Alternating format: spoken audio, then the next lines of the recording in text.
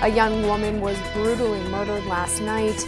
Good evening, everyone, and thank you for joining us. I'm Megan Conway. Rod has the night off. A very sad situation. A Lincoln woman lost her life just before the new year. She was found in someone's driveway, bleeding from multiple stab wounds. Channel 8 Eyewitness News reporter Zach Worthington has more details in tonight's top story. Zach? Megan, it all happened just after 7 last night in North Lincoln. The investigation continues, but the man responsible is behind bars. This was the scene Monday night after a call came in about a woman in front of a house bleeding profusely. It was in a neighborhood near 20th and Benton Street in North Lincoln. Officials say the young woman was unresponsive and had multiple stab wounds. Sadly, she was pronounced dead within the hour. The woman whose driveway the victim was found in says the situation is extremely frightening. My heart goes out to her and the family.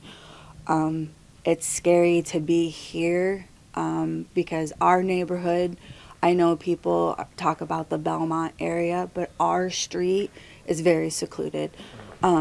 So it just is pretty frightening. In the hours following the stabbing, police identified a suspect, and it didn't take long to bring him into custody.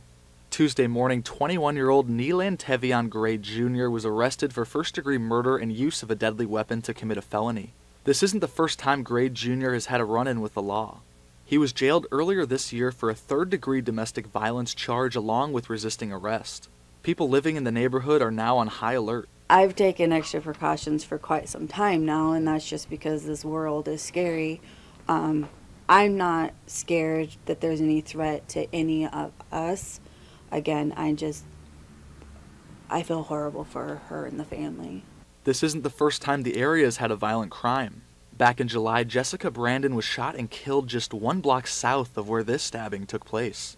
At this time, investigators are still conducting interviews and analyzing evidence, trying to figure out a motive for this brutal murder.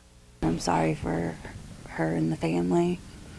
It's just very sad. Additional details, including the name of the victim, will be released tomorrow morning. We'll have that information in our midday show at 11 a.m. tomorrow and update you on social media and our website, klkntv.com.